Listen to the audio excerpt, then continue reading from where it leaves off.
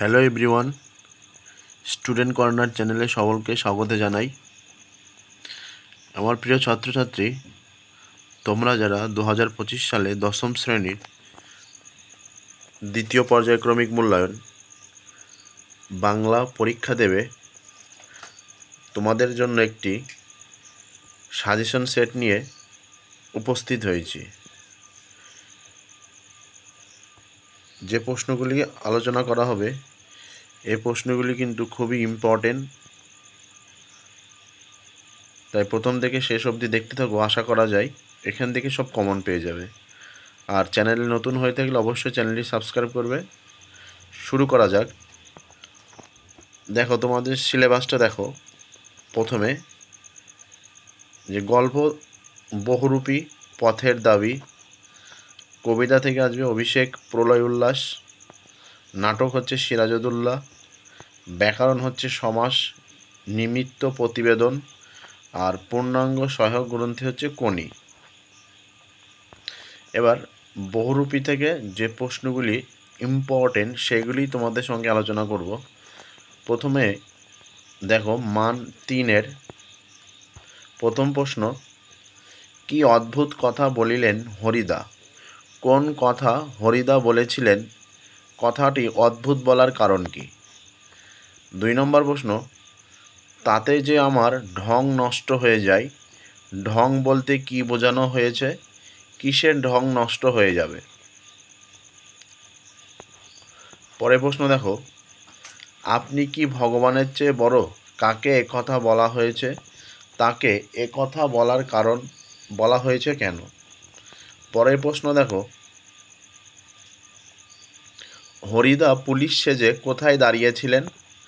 তিনি কিভাবে মাস্টার মশাইকে বোকা বানিয়েছিলেন? পরের প্রশ্ন মান 5-এর, অদৃষ্ট কখনো হরিদার এই ভুল ক্ষমা করবে না। হরিদা কি ভুল করেছিলেন? অদৃষ্ট ক্ষমা না করার পরিণাম কি?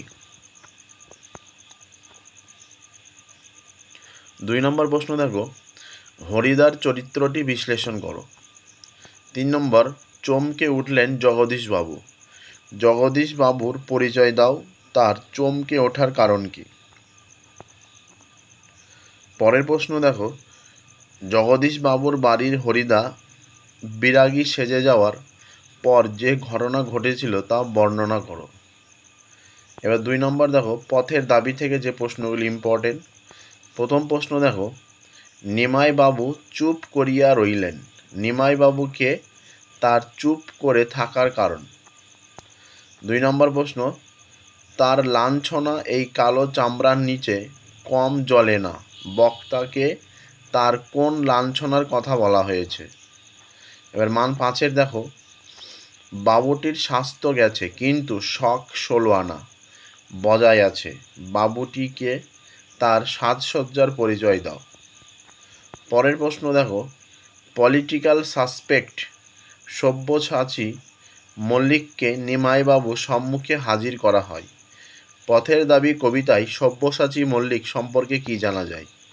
এবার অভিষেক থেকে দেখো, হাই বিধি বাম মম প্রতি, বক্তাকে তিনি এমন কথা বলেছেন কেন? 2 নম্বর প্রশ্ন দেখো, ঘুচাবো এ অপবাদ, বক্তা কোন অপবাদ কিভাবে ঘোচাতে চেয়েছেন?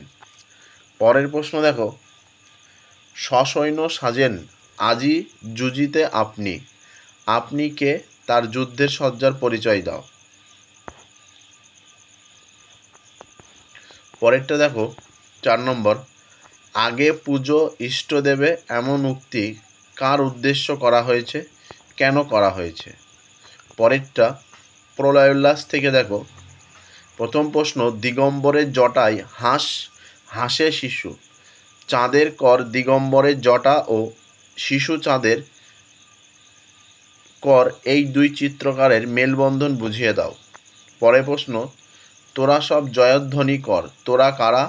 তাদের জয়ধ্বনি করতে বলা হয়েছে কেন? পরের প্রশ্ন, প্রলয় উল্লাস কবিতাটি বিষয়বস্তু সংক্ষেপে আলোচনা করো। এবার দেখো,